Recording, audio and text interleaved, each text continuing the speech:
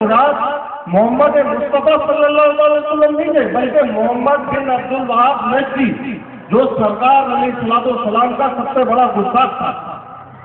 محمدی مسلک جو اختیار کر لے گا اس کو امان ہے، اور جو محمدی مسلک محمدی جو اختیار نہیں کرے گا اس کی جان، اس کا مال اور اس کی عورتیں ہم پر حلال ہیں۔ انہوں نے یہ فتوے دیے، ان وہابیوں نے یہ فتوے دیے۔ اور اگر جو لوگ اخبارات سے دلچسپی رکھتے ہیں، نیوز چینل روزانہ کی بنیاد پر دیکھتے ہیں، تو آپ نے دیکھا یہی فتوے، یہی عمل انہوں نے مالا کنڈ کے اندر بھی دہرایا۔ جوان ہماری بہن بیٹیوں سے زبردستی ان ظالمان نے نکاح کیے، اور ان لوگوں نے منع کیا ایسا کرنے سے، ان لوگوں نے ان کا قتال کیا، بلکہ نہ صرف قتال کیا بلکہ اذیت دے دے کر کوئی جانور کو بھی اس طریقے سے نہیں مارتا جس طریقے سے مسلمانوں کو ان لوگوں نے شہید کیا۔ آج جو لوگ نام اسلام کا لے رہے ہیں، افسوس کی بات یہ ہے کہ ہماری گلی کوچوں کے اندر بھی، ہمارے شہر میں بھی بہت سارے لوگ ان کی سپورٹ کرنے والے، ان کی حمایت کرنے والے اب بھی موجود ہیں۔ اپنی بات کو مختصر کرتے ہوئے آپ کو جو مین مقصد ہے اس طرف لے جانا چاہوں گا کہ جو لوگ یہ بغیرت ٹولہ جو اسلام کا نام لیتا ہے اور اسلام کو ہی پوری دنیا میں نقصان پہنچا رہا ہے، آج پاکستانی انٹیلیجنس سے یہ رپورٹ آ گئی ہے کہ ان تمام کے تمام لوگوں کو اسلحہ اور پیسہ امریکہ، اسرائیل اور انڈیا فراہم کر رہے ہیں۔ تو جو لوگ اسلام کے نام پر بم دھماکے کر رہے ہیں، اسلام کے نام پر حملے کر رہے ہیں، اور آپ نے دیکھا اسی ماہ ربیع الاول کے اندر ڈیرہ اسماعیل خان کے اندر، فیصلہ آباد کے اندر ان بےغیرتوں نے سرکار علیہ السلام کے جلوسوں پر حملہ کیا، عید میلاد النبی کے جلوسوں پر حملہ کیا۔ آج لوگ کہتے ہیں کہ یار سنی تحریک سیاست کی بات کرتی ہے، سنی تحریک سیاست میں کیوں آ گئی؟ میں ان لوگوں سے پوچھتا ہوں کہ عید میلاد النبی کے جلوسوں پر حملہ ہوا، یہ جو لوگ اسمبلیوں کے اندر بیٹھے ہوئے ہیں، کتنے لوگ اس میں سے اٹھے اور اسمبلی کے اجلاسوں کا بائیکاٹ کیا؟ کتنے لوگوں نے اسمبلیوں کے اندر احتجاج کیا؟ اس لیے سرکار علیہ السلام کے نام پر نکلنے والے جلوسوں پر ہر سال حملے کیوں ہوتے ہیں؟ جبکہ ایسا نہیں ہے کہ سنی نہیں ہے اسمبلیوں میں، سب سنی ہے، اکثریت تمہاری ہے۔ جس جگہ پر زیادہ لوگ جمع ہوتے ہیں وہاں پر سنی ہو گئے اکثریت کے اندر۔ آپ کا صوبہ سندھ کا وزیر اعلیٰ گدی نشین، پاکستان کا وزیر خارجہ گدی نشین، وزیر اعظم پاکستان گدی نشین، تو کہاں گئی ان کی گدی نشینیاں؟ کہاں گئی ان کی غیرت؟ کہاں گیا ان کا وہ جذبہ جو سرکار سے محبت کے تقاضوں کو پورا کرے؟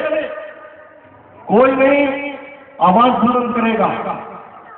تمہارے بزرگان دین کے مزارات پر بم دھماکے ہو، عید میلاد النبی کے جلوسوں پر حملہ ہو، مساجد اہل سنت، یہ قصبہ کی بلال مسجد آپ کے سامنے ہے اسی ربیع الاول میں الحمدللہ یہ سنی تحریک کے قائدین اور علماء کرام کو یہ سہرا جاتا ہے۔ یہ مسجد بھی ہم نے آزاد کرائی، گلزار کالونی کے اندر مسجد کے اوپر قبضہ کیا گیا، وہ ہم نے الحمدللہ آزاد کرایا۔ تو مساجد اہل سنت کے اوپر قبضہ، عید میلاد النبی کے جلوسوں پر حملہ، بزرگان دین کے مزارات پر بم دھماکے، بتاؤ تو بھائی یہ کون سا اسلام ہے؟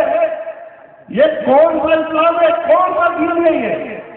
وہ دین جو 150 سال پہلے سے یہودیوں کے پیسوں کے بلبوتے پر وجود میں آیا، یا یہ ہزاروں سال پرانے مزارات حقیقت ہے؟ کوئی 8,000 سال پرانا مزار ہے، کوئی 12,000 سال پرانا مزار ہے۔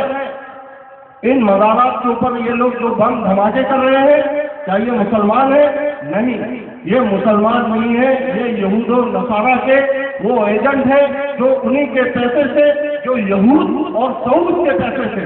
اگر آج ایک مولوی سے جو ان ظالمات سے تعلق رکھتا تھا، ایک اخباری رپورٹر نے پوچھا کہ آپ اگر پاکستان آرمی کو مار رہے ہیں یا دیگر لوگوں کو بم دھماکے کر کے ہلاک کر رہے ہیں، کیا وجہ ہے کہ آپ पाकिस्तान से ताल्लुक रखने वाली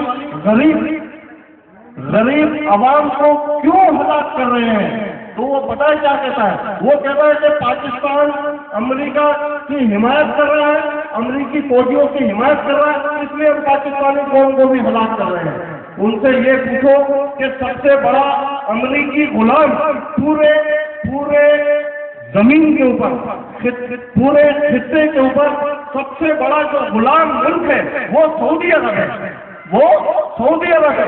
सऊदी अरब के अय्याश शहजादे जो काम अमेरिका पाकिस्तान से डायरेक्ट नहीं ले सकता, वो सऊदी अरब के जरिए ले लेता है। तो सबसे बड़े गुलाम मुल्क, यहूदियों के सबसे बड़े गुलाम मुल्क सऊदी अरब के अंदर करो ना ये सब तुम।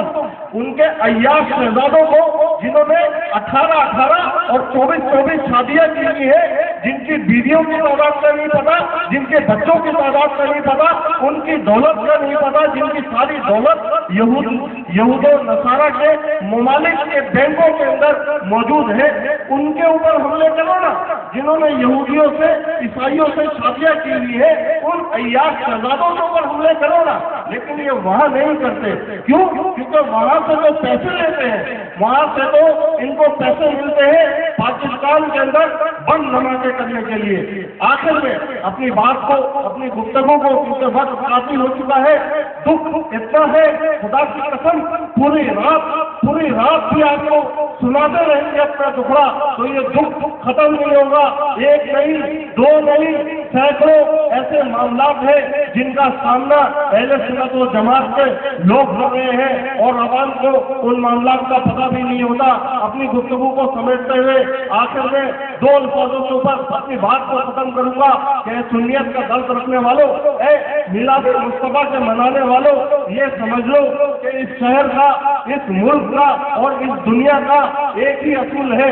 वो ये है कि कमजोर को जिंदा रहने का हक नहीं। अगर तुम जिंदा रहना चाहते हो, अगर तुम चाहते हो कि तुम अपने हकूक का लोहा मनवाओ, अगर तुम चाहते हो कि ये मिलाद की महफिलें इसी तरीके से जारी रहे, अगर तुम चाहते हो नाथवानी की महफिलें सजती रहे, अगर तुम चाहते हो मज़ारात में बुजुर्गान दीन के ऊपर गुस्ताखों के हमले ना हो, अगर तुम चाहते हो दुरूद व सलाम की सदाएं मसाजिद अहले सुन्नत से इसी तरीके से जारी रहे, तो तुमको ताकत बनना पड़ेगा, तुमको मुस्तैद होना पड़ेगा।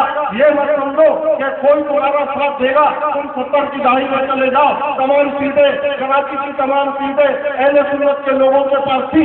साजिश के तहत तुमसे तुम्हारी ताकत छीन ली गई। आज अहले सुन्नत के बड़े बड़े नाम असेंबलियों के अंदर मौजूद है। हाँ, साहबजादा फजले करीम और दीगर उलमाए अहले सुन्नत मौजूद जरूर है, लेकिन कोई तीर के निशान से जीत के गया है असेंबली में, कोई तीर के निशान से गया तो कोई शेर के निशान से गया। अहले सुन्नत के नाम पे कोई असेंबलियों में नहीं गया, और तो जिस निशान से जाता है उसी निशान की बात करेगा। अगर वजीर आजम गद्दी नशीन है, वजीर खारजा गद्दी नशीन है, वजीर आला गद्दी नशीन है, तो वो बात गद्दी नशीनी की नहीं करेगा, वो बात मसले सुन्नत की नहीं करेगा, बल्कि वो बात उस पार्टी की करेगा, वो अपने पार्टी के मंशूर की बात करेगा, तुम्हारी बात नहीं करेगा, अहले सुन्नत की बात नहीं करेगा। इसलिए तुमको अपने लोगों को अब असेंबलियों में पहुंचाना पड़ेगा ताकि वो लोग ताकत बन सके। याद रखो, जो कमजोर होता है वो मिटने के लिए होता है, कमजोर को जिंदा रहने का कोई हक नहीं। जो ताकतवर होता है वो अपने बाजुओं के बलबूते के ऊपर अपने हकूक को हासिल किया करता है। इसी के ऊपर मैं अपनी बात को खत्म करूंगा। वमा अलैना इल्लल बलागुल मुबीन। सुभान अल्लाह, माशाअल्लाह। ये थे सुन्नी तहरीक